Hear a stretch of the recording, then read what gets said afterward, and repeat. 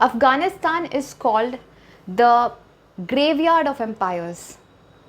There are many superpowers that have tried to come and invade Afghanistan, but they had to leave Afghanistan in a very humiliating manner. Let's start from the British. There were three Anglo-Afghanistan war between British and Afghanistan. The first Anglo-Afghanistan war was lost by the Britishers. The second Anglo-Afghanistan war was won by the Britishers, and accordingly, Afghanistan became the protectorate of Britishers. It means that Afghanistan's military and external affairs will be dictated by the Britishers now. The third Anglo-Afghanistan war that happened in 1919 gave independence to Afghanistan from Britishers because Afghanistan won in that war. After that, it writes its own history. It is ruled by its own rulers. There are many rulers that come, but let us discuss what happened from 1921. In 1921, Amanullah, he was the emir of Afghanistan. Afghanistan was ruled as an emirate at that time. However, in 1926, he declares himself as a monarch, a king. Now, let me tell you something about Afghanistan. Afghanistan is divided into different tribal groups, different ethnic groups. There are many tribal groups in Afghanistan who wants people from their community to come to power. And this was not acceptable to the people of Afghanistan, to those tribal groups, that a person declares himself as a king. And accordingly, Amanullah had to leave Afghanistan and he went to Britain. And after 4 years, he was killed. Now, after that, Zahir Shah became the king of Afghanistan. And he was also a kind of reformist. In 1953, Muhammad Daud Khan, he became the Prime Minister of Afghanistan. He was also a reformist. He was inspired by the communist ideologies. He looked at Russia to gain military and economic assistance. He believed in women's rights. He believed in allowing public presence of women. So in 1965, a communist party is formed secretly. Noor Muhammad Taraki was a prime leader in that. In 1973, Zahir Shah was overthrown and Muhammad Daud Khan became the president of Afghanistan. Now, the newly formed Republic of Afghanistan was in close connection with Russia. And this was not acceptable to the people of Afghanistan. The communist theories were not acceptable to the people of Afghanistan because people of Afghanistan were deeply tied to their religion. Karl Marx, the propounder of communism, believed that religion is deterrent to communism because according to him, religion was opium for masses. And in a country like Afghanistan, which was orthodox, very religious, people were very tied to their religions. It was hard for them to let go of their religion. So they did not like the idea of communism. The new president of Afghanistan, Muhammad Daud Khan, he was a reformist. He wanted a constitution for Afghanistan. He believed in women's rights. He wanted to give rights to women in Afghanistan. And he wanted to modernize Afghanistan. After that, Saur revolution happened in Afghanistan, and as a result, Muhammad Daud Khan was killed. Noor Muhammad Taraki became the president of Afghanistan. Now, the statements made by Noor Muhammad Taraki was very shocking and surprising. He said that he isolates himself from the communist ideology and now Afghanistan will be run as an Islamic state.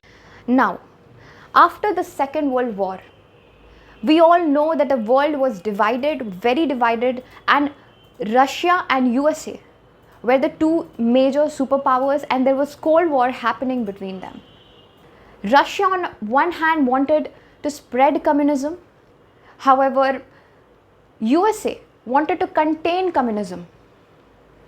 And because of this problem going on in Afghanistan where Russia believed that Afghanistan might turn into a non-communist country, Russia invaded Afghanistan in 1979, and US started supporting the rebels in Afghanistan against Russia, the Mujahideens.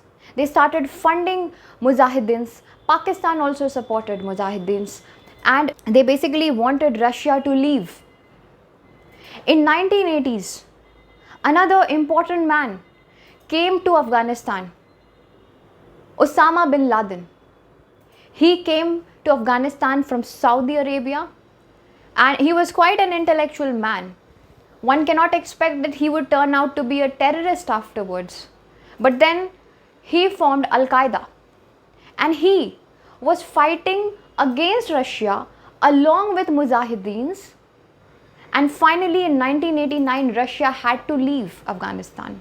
So a peace accord was signed between Pakistan, Afghanistan, Russia and USA in Geneva, and accordingly Afghanistan was given independence, and Soviet Union took away its 1 lakh troops from Afghanistan. So in 1992 there was another leader in Afghanistan, Ahmad Shah Massoud. He was a Tajik. In 1995-96 Taliban rose to power in Afghanistan, and a man named Mullah Umar was the founder of Taliban. He started with 50 students, and after that Taliban rose to power in Afghanistan. From 1996 to 2001, Afghanistan was ruled by Taliban, and it was a very difficult period. Between that period, women's right was absent in Afghanistan. Atrocities were cast on women at that time. When it comes to India's relation with Taliban, it is still sour. It is not good, because Talibans have given reasons to India to have such kind of relation. In between that period from 1996 to 2001, many things happened. The Buddhist Bamia temple was bombed because Taliban's, being an Islamic organization, did not believe in idolatry. They did not want idol worship. It was a World Heritage Site. Still, Taliban bombed Buddhist Bamia temple in Afghanistan.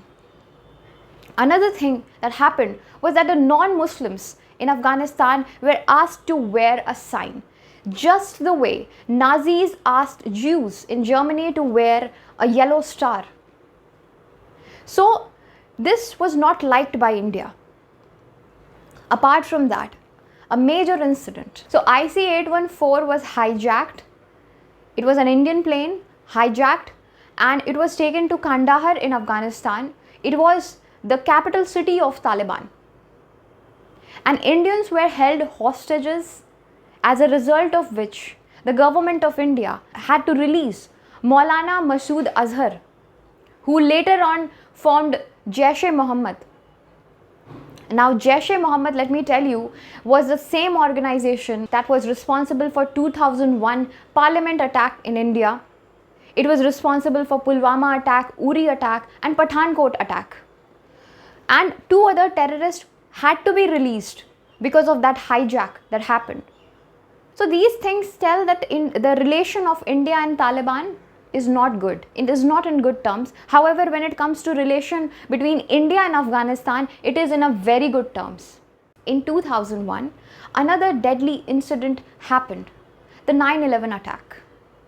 Al-Qaeda was responsible for the 9/11 attack, and USA asked Taliban to hand over Osama bin Laden, who was the person who was the mastermind behind this attack. Taliban refused, as a result of which USA invaded Afghanistan.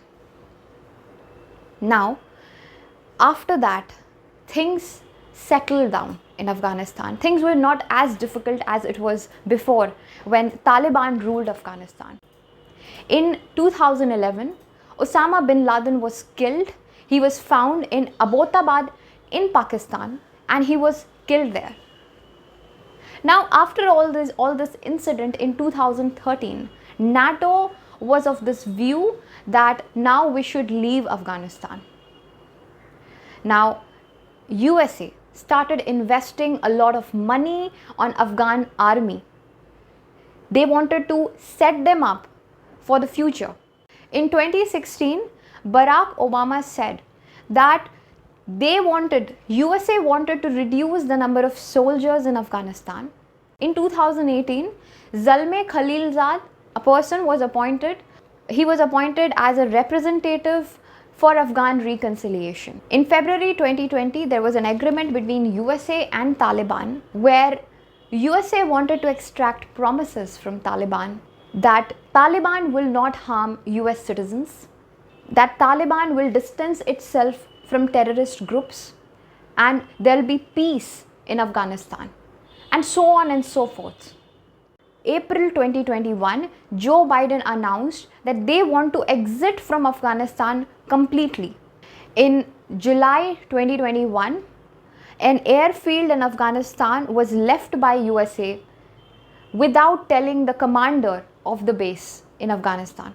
The decision of Joe Biden to leave Afghanistan in such a hasty manner has resulted in a lot of criticism against USA. Because before that, the leaders of USA, the presidents of USA were trying to exit from Afghanistan, but in an honorable manner. This hasty exit from Afghanistan has resulted in a lot of chaos in Afghanistan. 15th August 2021, Taliban takes over Kabul. Ashraf Ghani, the president of Afghanistan, had to leave Afghanistan immediately. And this is the present scenario of Afghanistan. The future of Afghanistan seems very dark and very bleak at this time. Although Taliban tried to portray a picture that they have changed, but their actions misalign with their words. They have just learned the art of diplomacy. They haven't changed because they are still casting atrocities on women. They are still not giving freedom to women. They don't believe in modernization. They do not believe in development. They do not believe in education. The future of people of Afghanistan does not seem good at all. Let's pray that Afghanistan is freed from these Talibans and Afghanistan gets the peace back. With this, I conclude my small talk with you, and I would like to receive comments from you about your opinion in this matter. Thank you so much.